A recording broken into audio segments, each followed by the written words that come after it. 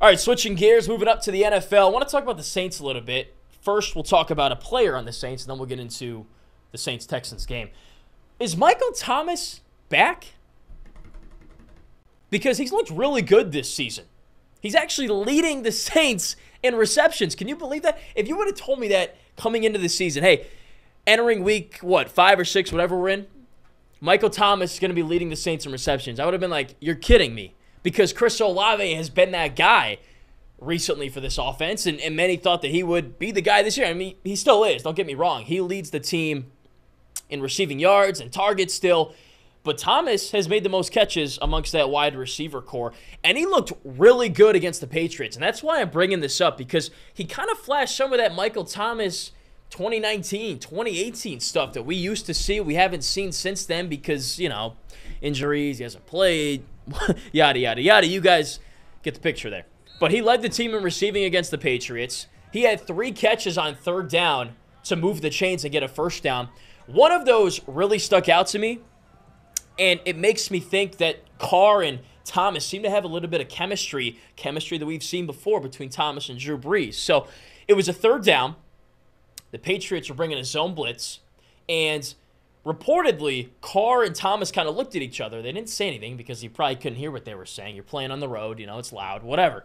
But apparently, Carr made a bit of a nonverbal gesture, like, one of these kind of things, to let Thomas know, hey, cover zero's coming. You're going to be one-on-one. I'm going to be looking for you to make a play. The same way that the Saints used to look at Michael Thomas to make those one-on-one plays, make those contested catches. That's how we got a lot of his production, right? So the blitz comes. Carr rolls out this way, so not to his strong side. Fires a ball downfield. Thomas makes the catch while taking a hit in double coverage. That is vintage Michael Thomas. And that made me raise my eyebrows. Like, wow, that wasn't just a wide-open curl route for 6-7 yards like he's been doing most of the season. No, that was Michael Thomas inviting contact, not caring, and making a play that not many receivers in the NFL could make. And it also shows, again, that toughness that made Michael Thomas elite a couple years ago. He didn't care about getting hit. He didn't play with caution. He played with reckless abandonment. And that's what he's done so far this season. A lot of people, fairly so, have questioned his toughness and his buy-in to this organization, his buy-in to this team winning football games. But at least from where I'm sitting and standing watching these games, I think he's 100% bought in. And he's making difference-making plays in these games to help the Saints win, and I can only expect that to continue. For the sake of fun, I pulled up Michael Thomas's 2019 highlights just to kind of see and reminisce in what he was when he was elite. And the same play that I saw in that Patriots game, him going up, making the catch, is what we saw in 2019 and 2018, those good years with Drew Brees. There were plays where Drew Brees just had 100% faith in Thomas making a play. It's 3rd down, it's one-on-one, it's a 50-50 jump ball. He threw the ball with the hope and the confidence in Thomas that he would make the catch, that he would come down with it, that he would move the chains, whatever it may be.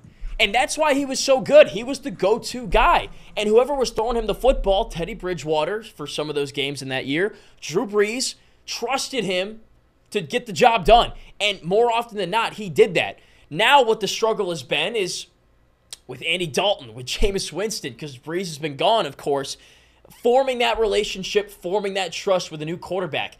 And you wonder what it would be like with Derek Carr, but this play right here that I just described to you is a great example to the point that Thomas and Carr are developing that relationship. They're developing that trust. And maybe Thomas can be that go-to guy for Carr, and that would just open this offense so much more with Kamara, with Shaheed, with Olave. If you can have one more receiver that you trust, because it takes a lot to put your trust in him and then throw a ball that maybe is questionable. Maybe playing with a little bit of, gambling. You know what I'm saying? Like throwing a ball that maybe shouldn't be thrown, but you've got the confidence in your receiver to make the play. And when you have that confidence, when you have that faith, you'll take more of those chances. And with Michael Thomas, if he could pull out some of that 2019 stuff, more often than not, those chances will work out well for you. So, look, I mean, he's off to a good start. He's not at 300 yards receiving, but he's been consistent and providing every single game so far. Now the question is, can Thomas and Carr take it from here to here. And maybe can we see just a few more glimpses of that 2019 Michael Thomas? It will only benefit this offense. And with Alvin Kamara back, he's destined to get more one-on-one matchups every game as we go forward. So I'm curious to see what he does this week against the Texans. Can we see more of that, Michael Thomas of a couple of years ago, week to week going forward? And who knows what he could be by the end of the season. But I'm curious to find out. And I just wanted to put this on your guys' radar. Watch out for Michael Thomas. He might be back.